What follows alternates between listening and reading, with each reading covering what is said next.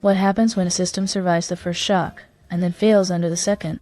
At Fukushima, the disaster did not begin with one dramatic mistake, but with a sequence in which each layer of protection was overtaken by events just beyond what the system expected. Tonight, I am here with Rowan Hartsteele. Good evening, Clara. The dilemma here is how a plant designed with multiple safeguards could still enter crisis when natural force, engineering assumptions, and institutional response collided at once. Tonight, we turn to Fukushima Daiichi, where earthquake, tsunami, and system design combined into one of the defining technological disasters of the early 21st century. We ask what this disaster reveals about modern societies that depend on complex systems to remain stable under pressure. Fukushima is often remembered as a natural disaster that damaged a nuclear plant. But the deeper story is about how natural hazard becomes technological crisis when design assumptions, backup systems, and decision structures all prove less resilient than expected. We are speaking about the Fukushima Daiichi nuclear disaster. A cascade failure at a coastal nuclear power plant in Japan that reshaped global thinking about risk, redundancy, and the limits of technological confidence. Then let us begin with the chain of events that made the first shutdown insufficient. On March 11, 2011, a massive undersea earthquake struck off the northeastern coast of Japan. The plant experienced severe seismic motion, but its reactors responded as designed at first, entering emergency shutdown. This point matters because the initial system did not simply fail all at once. That is the first important correction to popular memory. Fukushima is sometimes described as if the earthquake instantly destroyed the reactors. In fact, the automatic shutdown worked. The deeper problem began when the plant then had to rely on cooling systems that needed electrical power to continue doing their work. So the first line of defense functioned, but the second line became decisive. Exactly. Shutting down a reactor does not make heat disappear. Residual decay heat continues, which means cooling must continue as well. When the tsunami arrived, it exceeded the protective assumptions built into the site and flooded critical infrastructure, including backup diesel generators and electrical equipment needed to power cooling systems. This is where the logic of cascade failure becomes visible. A reactor can withstand one shock, but if the systems that support the systems are lost, the crisis deepens quickly. The plant did not suffer one isolated malfunction. It lost multiple interdependent capacities in succession, and each loss narrowed the options available to operators. So resilience was not only about the reactor core itself, but about the entire chain that kept the core manageable after shutdown. Yes, and that chain was shaped by design assumptions made long before the disaster. Engineers and planners had estimated a maximum tsunami risk, but the wave that arrived surpassed that estimate. Critical backup systems were therefore placed in ways that made sense within one model of danger and deeply vulnerable within another. The disaster revealed that a low-probability event had not been treated as system-defining. That does not mean the plant had no safety culture at all. It means that safety was organized around a bounded imagination of failure. When actual conditions crossed that boundary, the system did not have enough protected redundancy to absorb the shock. So Fukushima asks how institutions imagine the outer edge of what can happen. Exactly. And once the station blackout took hold, operators had to make decisions under radical uncertainty. Instrumentation became unreliable or limited, communications were strained, and the condition of the reactors could not always be known with confidence in real time. In such moments, organizations do not act with full knowledge. They act while trying to reconstruct reality from fragments. As cooling failed in multiple units, temperatures rose, fuel was damaged, and partial meltdowns developed. Hydrogen accumulated and later exploded in reactor buildings, creating powerful visual symbols of the crisis. Those explosions fixed themselves in public memory, yet they were the outward sign of a process already far advanced inside the plant. So the most dramatic images came after a longer invisible process had already taken hold. Yes, that is another important pattern in technological crises. The public often sees the explosion, smoke, or physical damage and assumes the event begins there. But here is where it shifts. At Fukushima, the crisis had already been unfolding through loss of power, loss of cooling, rising heat, and narrowing operational choices before the most visible moments arrive. The organizational setting matters just as much as the engineering. Tokyo Electric Power Company, regulators, plant managers, and government officials all had roles in assessing risk, communicating conditions, and authorizing action. Under crisis conditions, the need for speed collided with institutional procedures. chains of authority and uncertainty about what information could be trusted. So, the disaster was also administrative, not only physical. Exactly. Complex infrastructure depends on complex judgment. When communication is fragmented, when data arrives unevenly, and when responsibility is spread across institutions, delay and ambiguity can become part of the event itself. Fukushima showed how coordination can become one more fragile system inside a larger emergency. There is also a geographical dimension. Fukushima Daiichi stood on the coast because coastal access suited its industrial function, especially the need for cooling water. But the same location exposed it to tsunami risk. Modern infrastructure often solves one set of problems by moving closer to another. The site embodied that trade-off long before the disaster revealed it. So efficiency and vulnerability can grow from the same design choice. Yes. And Fukushima forces us to think carefully about what counts as preparedness. A system may look redundant on paper, but if redundant systems share the same exposure to flooding, power loss or access failure, their redundancy is thinner than it appears. True resilience requires separation, protection, and the assumption that multiple defenses may fail together. This is one of the conceptual climaxes of the event. Fukushima was not simply a story of nature overpowering technology. It was a story of technology designed within one picture of nature, and then tested by a reality larger than that picture. The disaster emerged in the gap between forecast and world. There is also a historical background to that gap.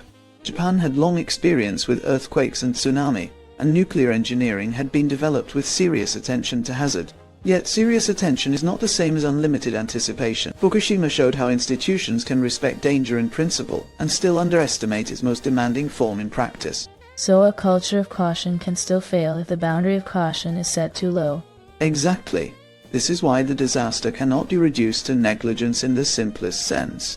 It involved planning, expertise, and safety logic, but those were organized within assumptions that turned out to be too narrow for the actual events. The danger lay not in the absence of systems, but in the limits of the systems that were trusted. That distinction matters because it is more unsettling. A failed system built carelessly is easier to dismiss. Fukushima is harder, because it shows how serious institutions can still produce vulnerability when improbable scenarios are treated as marginal rather than central to design. So the lesson is sharper than simply be careful. It is decide what kind of future shock deserves to shape the system before it happens. So the real failure was partly a failure of imagination about what the environment could demand of the planet. Exact. And when that imagination proves too narrow, the consequences are borne by people who did not choose the assumptions. Residents in surrounding communities faced evacuation, displacement, and prolonged uncertainty. Families had to decide quickly under limited information. Ordinary life was interrupted by invisible risk, contested measurement, and the loss of confidence that home remained safe. Workers and emergency responders faced a different version of the same pressure. They operated in changing conditions, with incomplete situational awareness, while trying to stabilize equipment whose internal state could not always be fully observed. Their labor forms part of the human history of Fukushima, a history not only of policy and failure, but of endurance inside uncertainty. So the human story is one of displacement outside the plant and endurance inside IT. Yes. And over time the crisis became a long-duration problem rather than a single event. Contamination management, restricted zones, compensation, public trust and decommissioning all extended the disaster into years, and then decades. Fukushima reminds us that technological failure does not end when the headlines move on. It settles into administration, landscape and memory. Decommissioning the damaged reactors became a task of extraordinary complexity.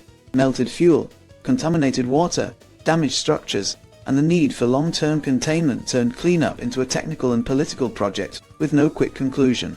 The future had to be managed under conditions the original designers had never intended to create. So the disaster did not simply test emergency response. It created an ongoing society of response. Exactly. And that is why Fukushima matters beyond nuclear history. It offers a model for thinking about modern systems whose failure unfolds across engineering, regulation, communication, environment, and public life all at once. Once such a system enters crisis, recovery is not restoration.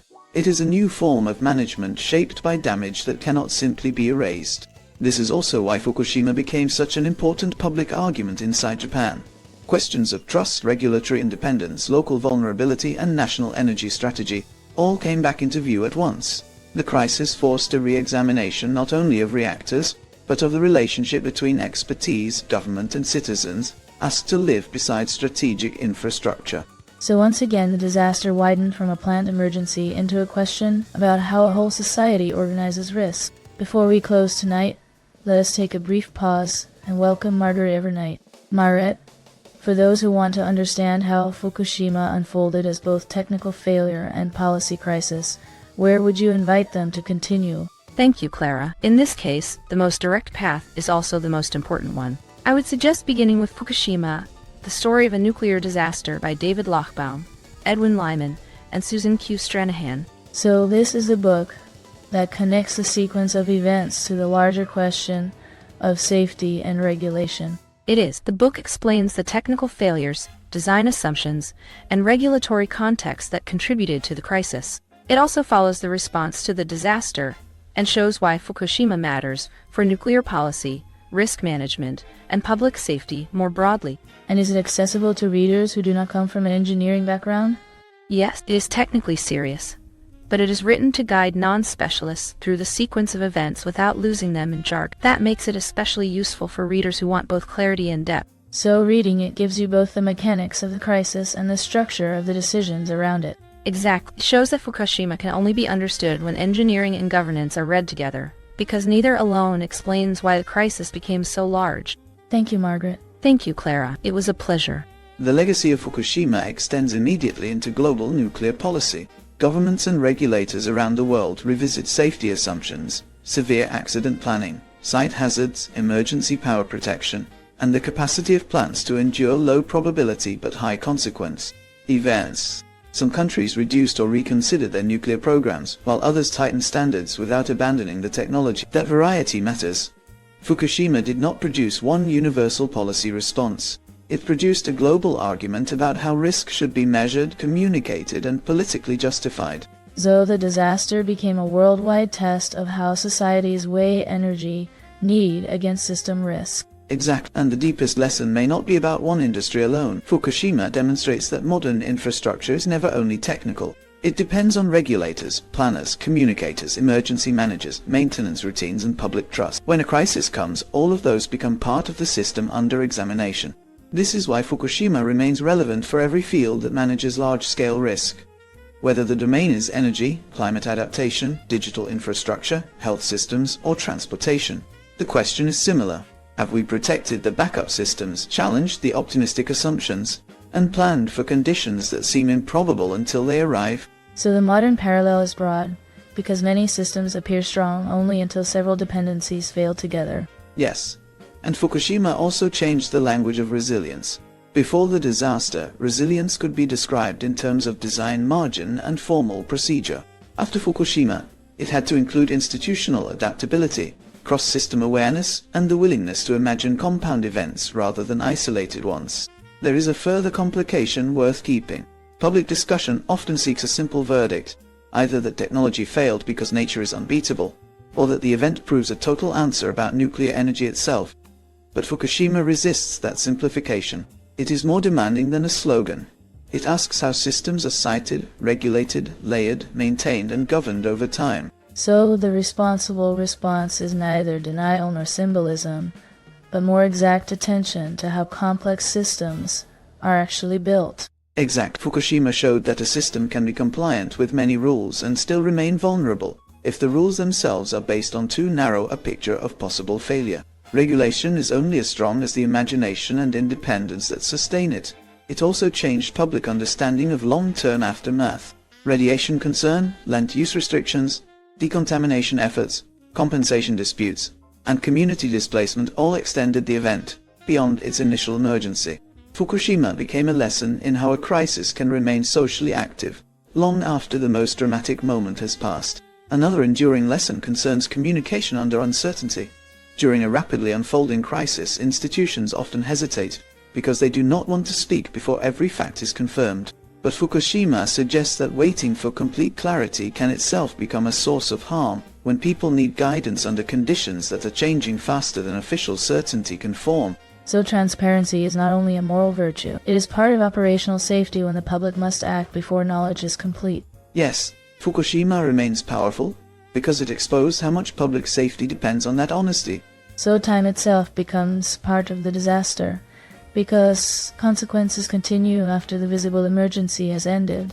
Yes, and that is why Fukushima remains historically significant. It teaches that the management of uncertainty is not a secondary issue in technological society. It is part of the core design problem. A society that depends on highly coupled systems must also cultivate truthful communication, robust redundancy, and institutional humility. One of its most practical lessons is straightforward. Do not assume that the improbable will arrive alone. Earthquake was followed by tsunami. Shutdown was followed by blackout. Equipment loss was followed by information loss.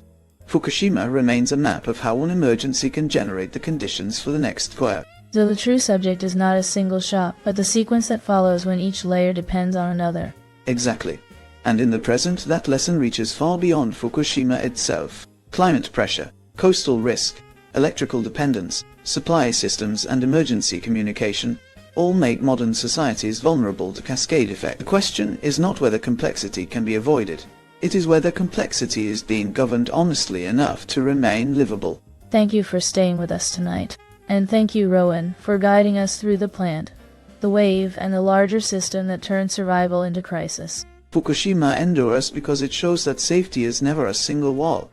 It is a layered conversation between nature, engineering, and the honesty of the institutions that stand between them. If this conversation stayed with you, you are welcome to like, comment, and subscribe. You will find other episodes here where history, ideas, and power are approached slowly. Until next time.